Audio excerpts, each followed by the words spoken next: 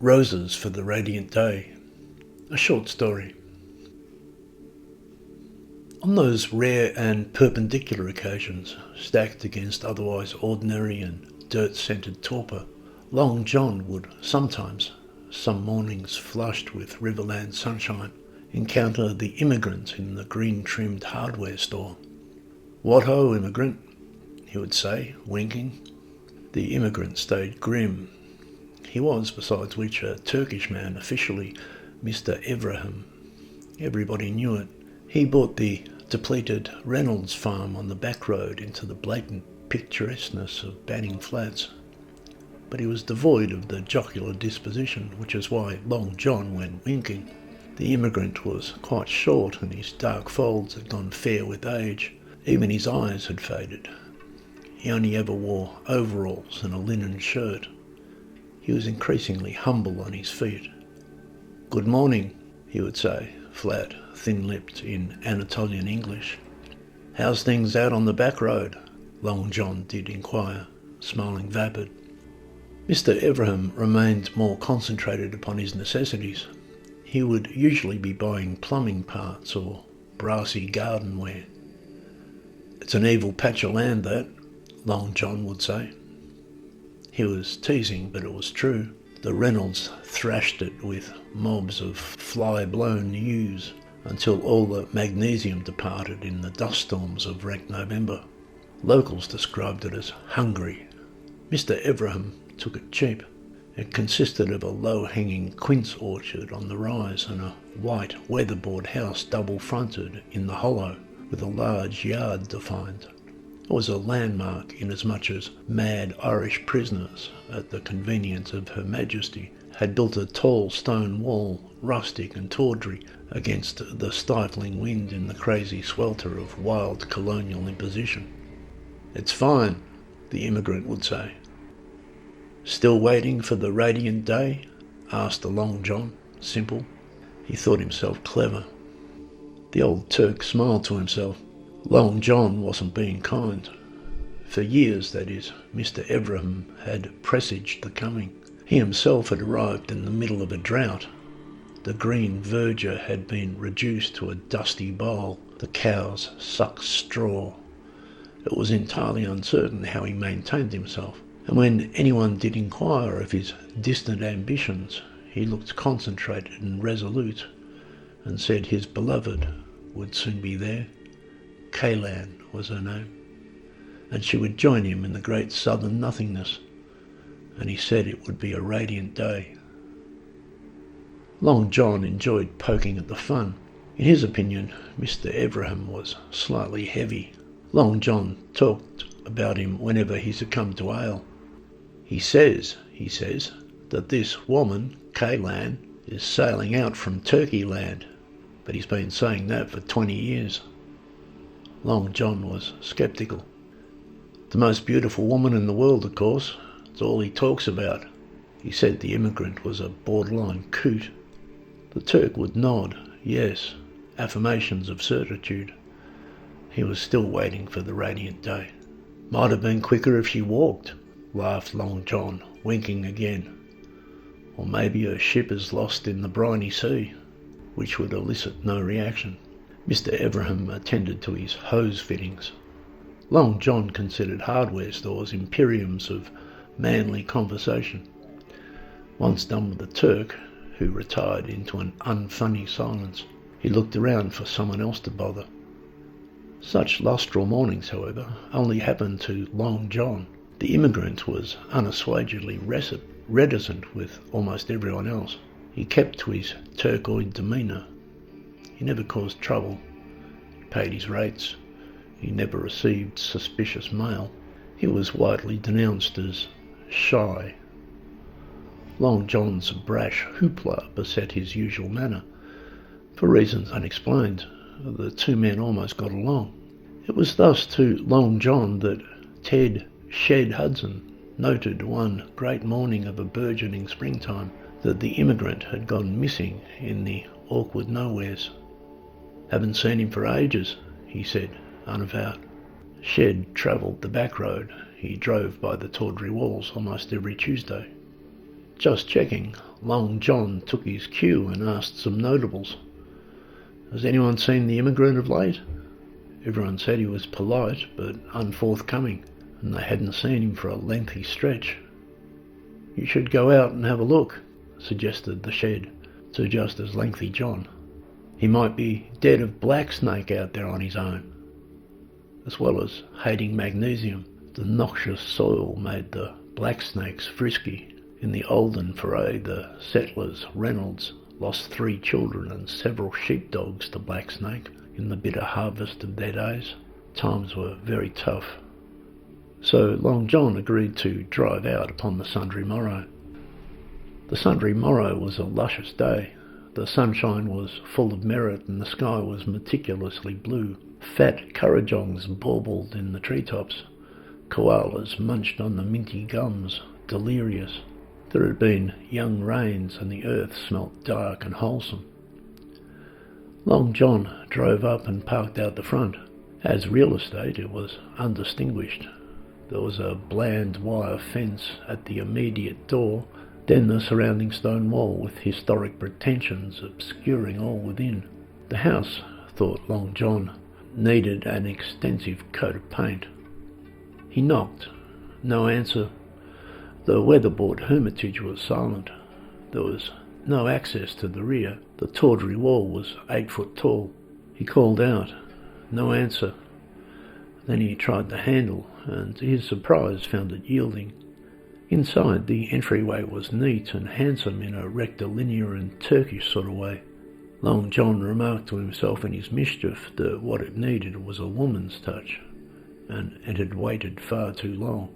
It was a plain interior, the walls only marked by meandering calligraphies in Middle Eastern squiggle and old pictures of the Hellespont. But it was a well-kept private domain. There was no sign of any living caper. Long John called out again, and there was still no reply. No life in the kitchen, no recent coffee swill. It was when he rendered upon the back entrance that the Long John commenced his real visitation. In all the sturdy years, none had ventured forth. There was not actually any vantage whereby idle eyes could ever look upon the Olden yard. The slope fell away. The Reynolds clan had purchased the whole packet. Their division ran along the contour. There was a miserable excuse for a creek at the far behind. The yard was topologically concealed in any case, and where it wasn't, there was an outhouse and a garden shed and a square-angled trellis thus erected. This is where the ageing Turcoman toiled, lamenting the fall of the Ottomans and expecting some southwards beloved. The luscious ambience, with the blue sky continuous and the birds fresh from the egg, engulfed Long Johnny into its swooning abundance. He stepped down the step, wooden and rickety, into the garden awaiting.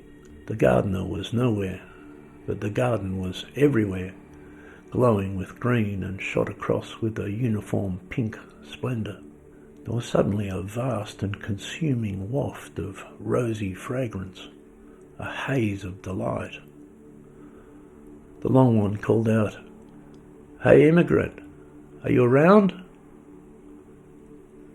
Just before being wonder-struck in his nostrils, he walked into a wall of rose-powered fruitiness and fumbled into the intoxicating mist. Whoa, he surmised. It wasn't a lonesome rural yard. It was a wonderland of green-packed exuberance that even a carnal sensibility such as his could barely understate. It made him want to mutter country cliches. He momentarily forgot Mr. Everingham. He was amazed instead by the blooming effusion all about. He knew the immigrant was keen for horticulture in a rectilinear and Turkish sort of way, but he never supposed it was Edenic. Random bumps in the hardware store did not speak of flowery cascades, merely some onions and climbing beans and slimy ochras. A red brick path wound among the straight-edged beds replete with a great profusion. There were bulbs and dark-eyed belladonnas. Tulip-faced anemones danced with marigolds of plenty. In the midst was a fountain, oozing with silver water in defiance of the Australian sun. Oh, idol of botanical loveliness! It showed a tender hand. It showed a man of sensitive fingers. It revealed a choreographer of living things. There were huge boulders being structural. How on earth, wondered John, being long, did the immigrant ever move that alone? It deflated gravity. The boulders were granite of rare magnitude, tons. It was close-grained and majestic rock. There were nooks and grottos shaped thus, like a coastline of Asia Minor, and a set of shore symmetry thrown across an ordered and sap-filled beauty, Arcadian presence. It sat among dreary paddocks. Long John was taken anon. The question arose, how did the cunning Turk transform a wretched quadrangle into a fertile reality?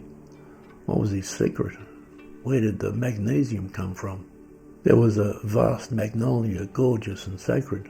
There were miniature clementines in terracotta pots, bursting with solar juices.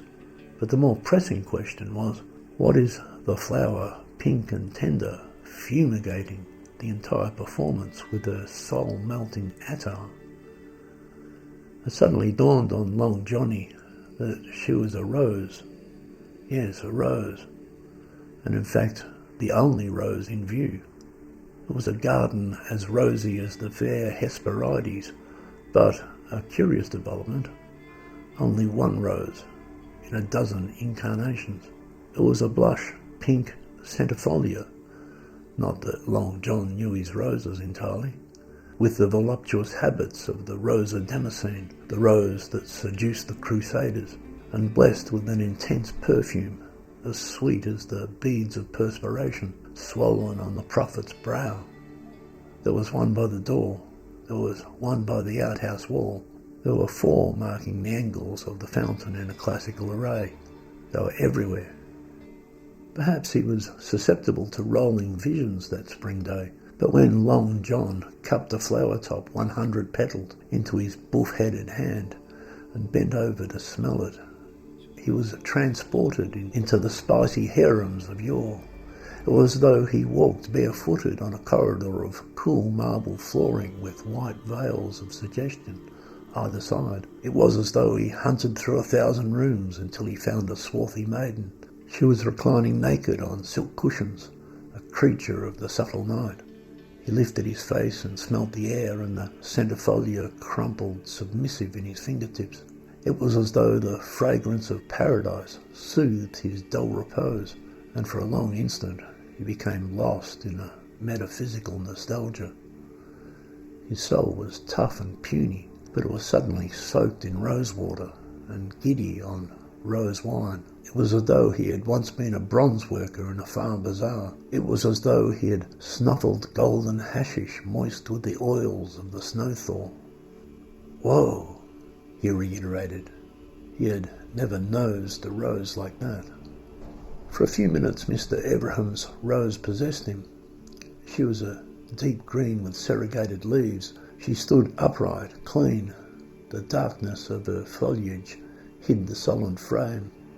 The darkness marked her blossoms, underlining the pink generosity of petals. Long John was not completely and corporeally clueless about roses. His mum had kept a few, but of the salmon red and mainly smellless kind. He wondered what this beauty might be called. It was indeed all about. There was not a single rose beside her, a dozen bushes plump with blossom all the same. There were crocuses and daffodils, foxgloves and those red things with yellow edges. But where there were roses, there was only this rose, and she fumed with a visionary aroma. It was only by fluffing blank air through his nose holes that Long John eventually came to his senses and escaped the heathen magic of the spring. Eventually he remembered the immigrants and called out again. No one at the hardware store ever guessed that Mr. Everaham was a breeder of sumptuous roses, or rather one kind of rose, the rose replete in the Reynolds Ruins Run. Over years, it was supposed, he convinced the land to be more understanding and perhaps deploying foreign skills stocked up on a humus full of bursting goodness. Who knows the prowess of the Turkish rural class? With such a base, therefore, he created a single instance. The gorgeousness was manifest.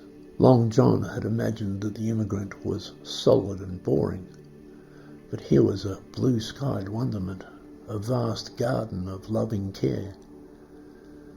He often said, Long John, I wonder what he does out there on his own. People in town suspected he was fruity. How many quinces can one man eat? People supposed he sat on his veranda smoking Camels and having foreign thoughts in Turkish. No man in his right calculations would buy the Reynolds farm. Even at a minor price it was a retarded victory. But look at what he had done. Earthy redemption. The stale clay announced young dainties. Where had he gone? It was only after the plush fullness of sunshine, stunned, that the terrible inconsistency became apparent. At the near end of the garden, Long John, inquiring, noticed the mine shaft broken open. Were there diggings at the back of the Reynolds yard? So there were, long time ago. It was obscure in the thicket. The desperadoes had eked every morsel from the stubborn lands by sheep and tractor and drill. The immigrant had made it well again. But as Long John now supposed, the Turkoman, as he sometimes called him, never reckoned on hidden depletions. It wasn't marked on any maps. It must have been dug in the great rush of '84. Mine shafts pocked the weary fortitude. Often, but not always, they were marked with peppercorns from sultry Peru. Long John admired the florid majesty and called out again. Eventually he found the old Turk at the bottom of a 100-foot pit with his head on sideways and his arms and legs in a fracture of sudden doom. He had his garden fork beside him to the end. Poor old Mr. Evram, everyone said. He had forked, it was decided, beyond the makeshift seal. The sides had given way. He was deceived by the leaves. He stumbled down the sharp quartz walls into the hard core of Terra Australis. Alas, the land was evil after all, if not in its coverings, then in its subterranean yearnings. When they took him away, Rosarians arrived, primarily Dame Elizabeth Mayfair Rooney from Ballarat, who came up in an entourage, for Long John had told everyone, you ought to see his roses. She was totally smack-ranked with vivid appreciation, but neither she nor any of her worthies could identify the pink beauty. There were signs of original breeding. Among Mr. Evram's neatly folded papers were notes and calculations and his amblings on desirable genetics, mostly in Turkish shorthand, but here and there in English designations. The rose in question looked a bit like the parvifolia, but without the pomposity, Dame Elizabeth observed. Others detected the autumn damask amidst the much-favoured blush Provence. But how had he bred that perfume? The entire rose fraternity came over for a smell. Extraordinary, gasped Dame Elizabeth. He lived here in his stand-alone presence. Long John was there to inform her. He showed her the fountain and the four-square array. Extraordinary, she said again. What was extraordinary was that this reticent arrival, who mostly kept to his own, might craft a rose of potent arrest. Rose breeders, Dame Elizabeth asserted, and she'd met a few, are beings of deep-hearted longing. It takes great humility to capture the pink essence. No amount of science and fiddling with chromosomes can replicate a bold inspiration, she insisted. Old school. He was waiting for his darling, said John after too long, explaining. Dame Elizabeth said she thought that would do it. He talked about her, said the long one sadly. She was on a boat from Turkey land, but she never arrived, of course. A double tragedy, the dame concluded. He said her name was Kaylan, and she's going to join him in the great southern nothingness, but she never arrived. The dame held a rose to her fine snozzle. She breathed the elixir and then admired the wanton pinkiness with her eyes. "I'm not so sure," she said, and for poetry's sake she insisted that this rosy wastrel be named Mademoiselle Kaylan, emblem of the ever-patient heart. Most gardeners, even emerald-thumbed savants, do not know the story behind Mademoiselle Kaylan, a flossy throwback popular among modern cottage staples, profuse in gardens from Dalesford to Ugly Reef, and how a Turk in his cheap weatherboard techie fell face first into Australia. It came to adorn a lamp-post in the gardens of Government House. Rosarians rated it in immense regard. They compared it to a multitasking Alistair Clark. Gardeners in bleak-hearted Canberra, toiling at a national level, thought it positively noble. It came to pass, though, that Longsome John mentioned it one reckless ale to a scribbler from Immigration, the department, and the nosy scribbler considered Mr. Everham in the records. It was a mysterious thing. As far as he could find, there was no such immigrant to the back road amid the blatant and picturesque lay of Banning Flats. Further, he would need to go to the land transfer records. He rang Long John one sober eve. "Do you know who he bought the land from?" he was inquiring. Long John said the Reynolds. The Reynolds were local leg ends. There were streets and tennis courts named after them. They had crossed the Great Divide. They had chased away the blackfellas and flogged the soil to death. A dynasty ended when the immigrant bought what was left of the Reynolds land, its fallow dearth and empty shafts. Mr. Everham's grave was unadorned in the Banning Flats cemetery. It was fresh dug, pointing without sudden incongruity, with new orientation towards the black stone of Mecca. Long John insisted. He organised a rag-headed imam. Long John drove out the next morning and stood at the graveside asking questions. He had peered down the mine and seen the familiar shades of shirt and overalls and muttered fatalistically, "You old borderline coot." Now he wondered, "Who are you, Mr. Turkey, who grows the roses of a miraculous abode?" Once in the hardware store he'd encountered the random immigrant. They were both that day replacing taps and washers. He was always grand to tease. "Maybe tomorrow," Long John proposed, winking. "I noticed today wasn't the glorious day." "No," the Turk agreed, "not today." And once again he insisted that the radiant day was coming. "How long since you kissed her?"